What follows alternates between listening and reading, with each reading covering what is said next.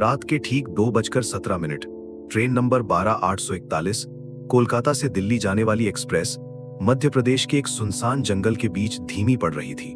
बाहर गहरा अंधेरा था। खिड़की के बाहर सिर्फ पेड़ों की हिलती परछाइयां और कभी कभी चमकती दूर की रोशनी। और उसी वक्त स्लीपर कोच S5 की सीट नंबर 27 पर बैठा मैं पहली बार उसे देखता हूं।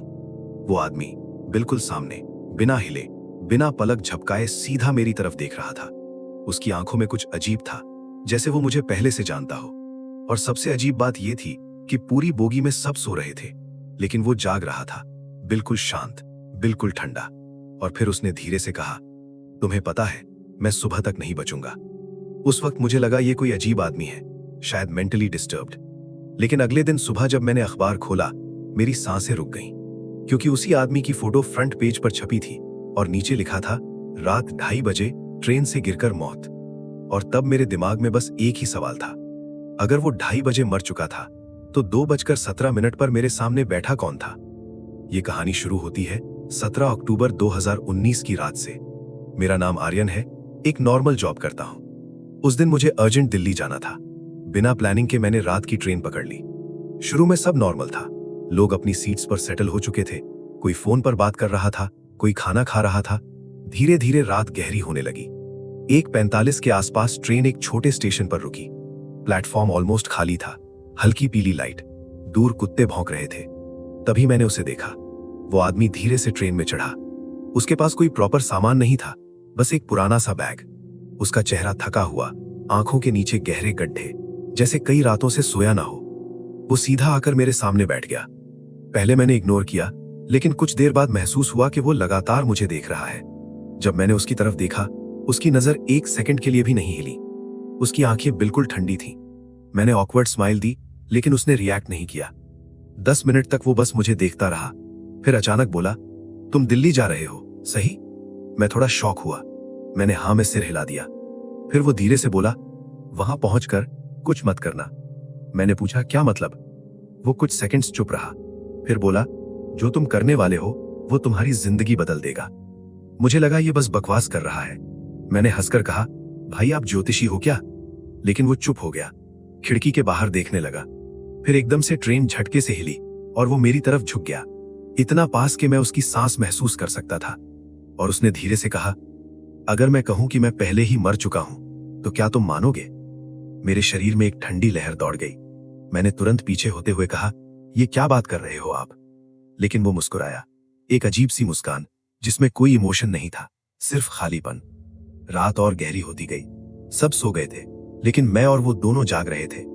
2:10 पर उसने फिर बोला, कभी ऐसा लगा है कि कोई चीज होने से पहले तुम्हें पता चल जाता है? मैं चुप रहा। वो खुद ही बोलता गया, मुझे हमेशा लगता था, लेकिन आज पता चल गया, मौत पहले आती है और इंसान बाद में समझता है। मेरी हार्ट बीट बढ़ने लगी। वो बिल्कुल नॉर्मल टोन में बात कर रहा था। फिर उसने अपनी घड़ी देखी, 2:17। फिर मेरी आंखों में देखकर बोला, सिर्फ 13 मिनट और। मैंने पूछा, किस चीज के? लेकिन उसने जवाब नहीं दिया। वो उठकर दरवाजे की तरफ चल दिया। उसके कदमों की आवाज नहीं आ रही थी, जैसे वो चल नहीं रहा हो।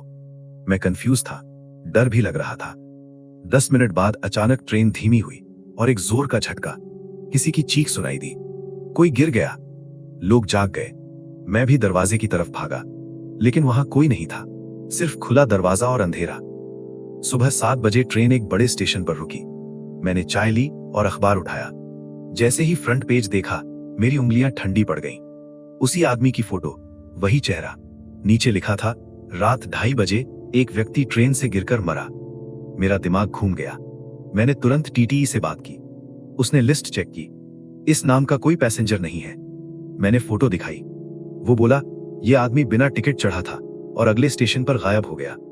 लेकिन असली डर तब शुरू हुआ जब शाम को मुझे एक अननोन नंबर से कॉल आया। मैंने उठाया और वही आवाज, तुम दिल्ली पहुंच गए? मेरा गला सूख गया। मैंने पूछा, कौन? जवाब आया, मैं, जिससे तुमने ट्रेन में देखा था। Call cut. उस रात मैं सो नहीं पाया। मैंने डिसाइड किया कि मैं इस बात की सच्चाई पता करूंगा। इन्वेस्टिगेशन शुरू की, रेलवे रिकॉर्ड्स चेक किए, पुलिस रिपोर्ट निकाली। पता चला उसका नाम विवेक शर्मा था और वो पिछले 6 महीने से मिसिंग था। मतलब जो मैंने देखा वो उसकी मौत से पहले नहीं, बल्कि बाद का था। मैंने उसके घर तक जाने की कोशिश की। उसकी माँ ने बताया कि वो अक्सर कहता था कि उसे अपनी मौत का एहसास हो रहा है, जैसे कोई उसे बुला रहा हो। उसने कुछ दिनों पहले एक डायरी लिखनी शुरू की थी। जब मैंने वो डायरी पढ़ी, मेरी रूह कांप गई, क्योंकि उसमें एक जगह लिखा था, 17 अक्टूबर मैं ट्रेन में होऊंगा और किसी को वार्न करूंगा।